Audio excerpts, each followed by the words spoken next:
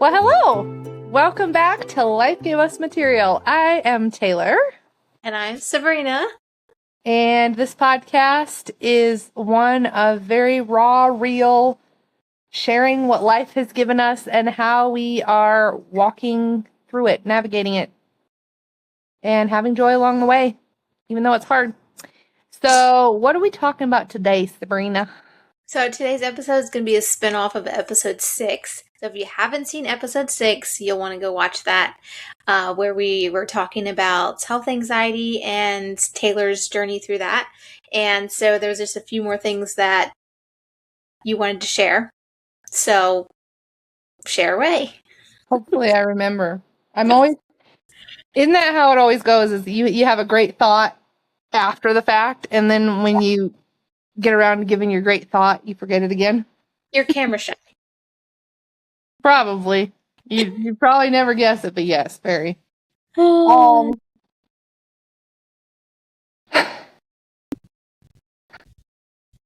What was I going to share? It was really good. I can say that much. I know that you said to me something about what really propelled your health anxiety. One of the biggest things was what happened with your dad. Yeah, so my journey has actually been a pretty lengthy one. The weird thing is, growing up, I wasn't a super anxious kid. I was a pretty happy-go-lucky, roll with the flow, grab life by the horns, just I didn't really get anxious about a whole lot. Even when I would get sick, it was just whatever. My brain didn't go to worst case scenarios. And I feel like we always try to pinpoint when it really, really started. And I would say 2018 is when it really spun out of control. And I think it was around the time when I had a real health scare. So I actually landed in the ER. It felt like I was dying. And I remember that. So what had happened is I was just coming down with something. We were getting ready to travel. I was trying to naturally kick it, and I took too many different things at once. Mm-hmm. And so it was really, really scary. And after that, the frequency of my ER visits just increased, and my researching increased, and all of that, my seeking reassurance. And I think it propelled out of that very scary situation where it felt like my life almost ended. And so then it was that ultimately wanting to control and having as much certainty as possible. But, that was a situation where the worst case didn't happen. And so, you chug along, and of course my brain kept concocting these worst case scenarios, and it kept getting worse, with the more, bodily sensations I would have. I would hyperfixate, and it was just really hard. But then when my dad's whole thing happened, which if you've listened to previous episodes, you will know my dad had a devastating heart attack. It was very unexpected. It literally went from he seemed healthy and well to one day he coded on the floor of a hotel. And thus began the hard journey of a heart transplant. So that was, I think, a pivotal moment also in my health anxiety, where my awareness increased and heightened even more because a worst case scenario did happen to somebody I was close to. And it's really hard, so that's kind of a brief, I guess, synopsis, history of how it kind of all started. I don't know if you remember now. I feel like I had something I wanted to share about one of the coping mechanisms, but I'm not remembering at this moment, and that's okay. I know something recently that I've learned that is so good is just being okay with sitting in the uncertainty. And that because life is full of uncertainty. Life is full of it. And I think, honestly, this podcast is a perfect example of that. We, both of us, face a lot of uncertainty that's very, very uncomfortable. And it's being willing to sit in that uncomfortable and be okay with it without constantly seeking out the reassurance, because in reality there may not be, the reassurance. Yeah, it's basically challenging it, if you will. Redirecting, repaving those new neural pathways. I know yesterday I was having a bodily sensation and also like a palpable thing that was going on. And I so badly wanted to go to Dr. Google. And I stopped and I thought about it, and I recognized that even if I went and researched it, I might get a little bit of relief in what I find, or it might be the direct opposite and not help at all. But in reality, no matter what I find, it doesn't mean that that's my situation. It's not actually a diagnosis. In fact, it's just worsening my anxiety levels. So why would I actually seek it out? So I don't know. It was just kind of a good recognition of, and a redirect, if you will. Yeah, it's a constant surrender, I think, more than anything. Yeah. Yeah. Which I don't know why I just thought of it, but I guess because I'm seeing my books in the background here of my video, and so I thought of the Daily Grace Co. and that we just finished Job. And I think my biggest takeaway from Job is that he didn't have control over what happened to him. And he even didn't have though, all the answers even in the end. right. Yeah. And the amazing part, I think, is that God let Job ask all the questions, and God knew what was happening. And when things happen in my life after going through that Job study, I kind of think, well, I picture like Satan coming before God and saying, "Have you considered my servant?" And or God saying, "Have you considered my servant?" And Satan's like, "Oh yeah, well, if you do this XYZ, she's gonna curse your name." But just realizing that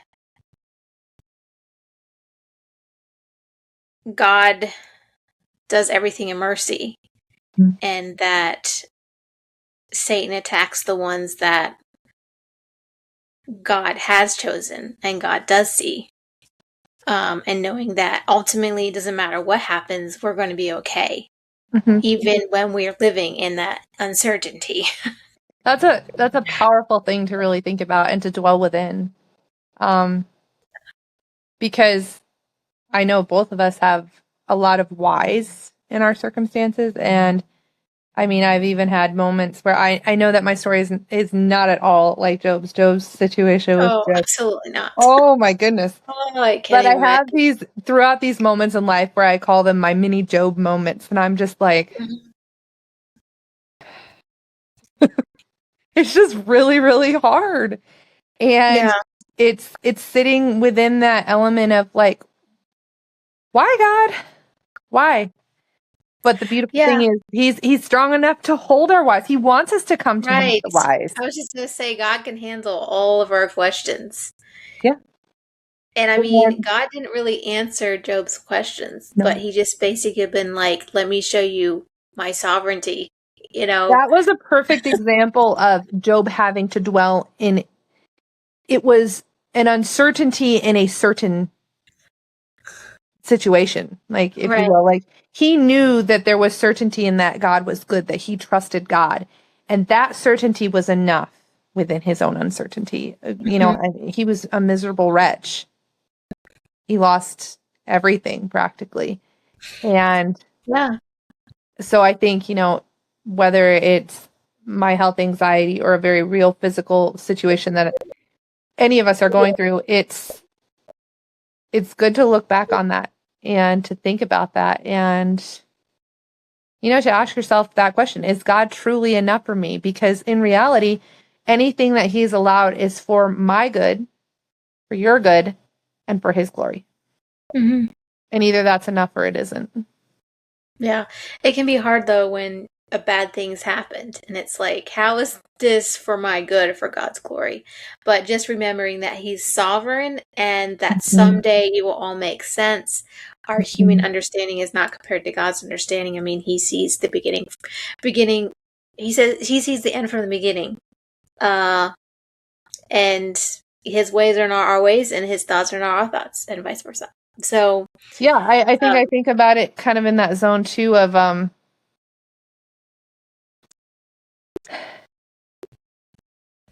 there went my good thought right out the window. Sorry. Yeah, all of what you said, yes. yeah. I might possibly be in the throes of perimenopause, folks. There are days where it's like the brain is braining, and in the split of a second, the brain, it's there, but it's a lot It's of not blank. doing its job. Yeah. Oh, dear. It's okay. I've learned that when the body is not reacting or doing how I think it should or how it used to do, I just remember that it's okay. It's doing the best it can right now. And I think it can be so hard because, looking in that rear view, I know Yeah. I've done that for myself, especially, like speaking of health anxiety, something I've said very recently is I miss how I used to be. Mm-hmm. I miss how effortless life felt, in that regard. We had no idea. But honestly, I think it's good we didn't. I think, Well, yeah. yeah. I mean, I knew all the Although possibilities. maybe if I had, I would have gave myself a good swap before I ever consulted Dr. Google for the first time and been like, don't you dare do that. Here's a 30-second clip to what you have to look forward to. Don't do it. Yeah. But I think a lot of things, I know for me personally, like getting on social media does not help with like the brain struggles or, the body That, dysmorphia, the that's so body interesting image that you say struggles. that because I was talking to Albert, Yeah. my husband, about that today. I'm like, it's so hard because I feel like I can do everything. Like I can work really, really hard, but I'm constantly having things thrown in my face that can propel, whether it's body image issues or health anxiety or whatever. It's constantly in my face. And I also don't have control of what other people say or do. And so, in other relationships or friendships or whatever, certain things might come out that it's not very helpful, if you will. And I have to navigate that. And so it's not just I have to put the effort and the time in and do all these things. It's like we're constantly met with things, and it's really hard. Yeah, the thought just came to me. This is the thought. And that is because, no, and that is why, not because. I'm thinking of Spanish here. And that is why we need to be centered in Christ and Yeah. he needs to be enough. Because if we keep going back to that, then we can have like this shield of protection and just, things are going to affect us whether we want it to or not. Yeah. Yeah. So I feel like our conversation went somewhere where we weren't actually anticipating, but it was good. That was good. So with that, let's talk about some specific things that we do to help lower stress, to help regulate the nervous system. Well, and I think before we even get into that, as I was being a little trained going over the choo-choo tracks as you were trying to finish the thought, like I typically do, I heard you in the background say body dysmorphia. Oh. Yeah. So, and I know that is a part of both of our stories, but very much a part of your story. And I think that's connected in a very health way as well as stress way too. So even if you don't get into it too deeply in this episode and we go into the next episode with that, do you want to share a little bit? Yeah, I would say that that has been a big struggle for me because I as I grew up, I never was somebody who was really focused on too much of my appearance Mhm. like other people. I like to fix my hair, but that was about it. I dressed for comfort, not for style. All the time. And I know I had a lot of people, not a lot of people, just some people close to me being like, we should take you shopping. We should help you learn how to dress and be more attractive. And I was never really into that. Uh, but I never really like started having negative body image stuff until people started pointing it out to me. And then my brain started thinking, oh, that's something I should be anxious about or self-conscious about. But I think like for a few years, like it more started like in 2014 of people's comments, and so I became more aware. But it wasn't until I actually gained a bunch of weight because I had stopped medication and went through all that, and then losing the weight again, that my brain was like, we should hyperfixate on this. Your And so I brain think chemistry was almost altered. yeah. Yeah. So what I saw in the mirror wasn't what my body Reality. actually Yeah. is. so, And so my and brain's it's like, true. It's like I know in our friendship there have been many moments where you will think something, like where you visually will think you're seeing something. Like let's talk about weight, for instance. When mm-hmm. you look in the mirror, and I'm all over here like,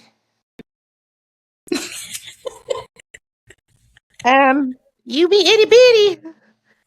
Nope. Nope, you're not. And even if there wasn't the itty bitty factor, I know you talked about when you had gained a bunch of weight from discontinuing that medication and all of that. It really was so saddening when people would make comments in your direction. People that either didn't know your story or knew your story, because it's not supposed to be about the weight. It's not supposed to be somebody's worth is not supposed to be defined by that. And my brain always goes to, is that person healthy? Is that because weight is just, I feel like weight is, it fluctuates. I look, it fluctuates, and I look at it through the lens of what's healthiest for my body or somebody else's body, and what's healthy for mine might not be healthy for the next person's, and vice versa. And why are we judging people based upon the clothing that they're wearing, how it's fitting them? It's XYZ. And yeah, that's a whole nother episode, I think. I Yes, think we have some big that is thoughts a on that one. very I like could go so down a so much. 4-hour rabbit trail on that one. Wow, yeah, really fast. And I think it too is something that I haven't really talked to people about. I think you're like the only main person I think I have talked to with my sister-in-law, my sister and mom, my husband, obviously, but not too many people. Because I think there's like a shame that comes with it, and feeling like you're less than because now you have this struggle. And I think one thing, just I want to say real quick about that is that one of the biggest things I think that has helped me the most with body dysmorphia is looking back on old pictures Mm, and seeing that I look the same that I do now than I did then. I mean, mhm. obviously I'm a little older, but seeing that, oh wow, I didn't have these feelings then, Yeah, so let's heal from that now because I'm the same. I look the same in those pictures. You wouldn't be able to tell that there was 10 years between. yeah, So that has been helpful. yeah. But that is a whole other episode that we will get into. And I understand the shame component when it comes to all that because, with my health anxiety or with any other thing that I've struggled with, it can feel like when you bare your soul to another person, you don't know how they're going to take it, accept it, reject it, whatever. And it's a very raw and vulnerable thing. Oh, look, I said that word. Vulnerable is a very hard word for me. Um, Yes, it is for you. um, Always cheer you on when you say it right. no, so I completely understand. in that regard. And I'm looking forward to that next episode. But what is something you're grateful for, Sabrina K? Oh, we didn't do the stuff we were. As I was saying that, I was remembering that, but I'm like, talk smoothly because you're already committed to it. So do you want to do what we're thankful for and then that, or do you want to do that first and then thankful? You know what? Let's maybe do it another episode since this is about 20 minutes long. We can tie it into stress. Okay, why don't you tell us one thing that you do to lower stress, and I'll tell them one thing, and then we'll go into the thankful. One thing that I do to okay, I go and I hang out with the wild donkeys in Custer State Park. So we live in a place where there is a wild burro herd, and it's not terribly far from where we live. And I have noticed a significant decrease in my anxiety levels when I go out and spend time with those donkeys. They have become some of my closest friends, and it's like for a moment, all of that painful mental discombobulation, whatever, it just melts away. And yeah, that is just a simple thing. It's being with God's creation, which I think you're not doing anything special. I'm literally going out with carrots and celery and horse biscuits and hugging their necks and talking to them, and it just makes it better. Very healing. Very healing. What about you? I think the main thing I do to regulate my nervous system and relax is go on walks. The last couple months, I haven't been doing that much walking, just with current situations, but I'm getting back into my walking, and it's really been good to just decompress. Go out and take a walk. Yeah. Sometimes I follow you. Sometimes I listen to you. I always love it when you go on a walk because I typically get to talk to you. Yeah, and sometimes I just silence. I just listen to nature. I don't listen to anything and just look around, and that's just really regulating. And I pray usually too in those quiet times. So I am thankful for this time with you and just sharing, because it's just like polo. It's amazing. I love it. Yeah, it's so special. I am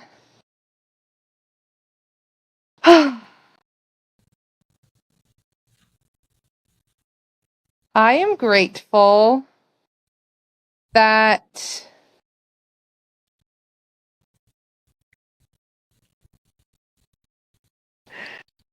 I'm sifting through in my brain. I have so much in my brain right now that I'm thankful for. I gotta pick one. It's hard. I am really grateful for my ability to taste and see and hear, like the five senses. I'm really grateful for that. Yeah. It really makes a difference. It does. And though you do need, in order for you to see, you do need glasses. So I think I'm grateful for that with the addendum of I'm really grateful for optometrists and how far and advanced we have come in prescription eyewear, because my vision is horrible. And if we had not made such advances, my lenses would be so thick right now, thicker than they already are, and they're real thick. So, okay, I will stop talking now. All right. Well, this has been grand. Yes. Thanks for listening. It's so fun. All right. We will see you next time.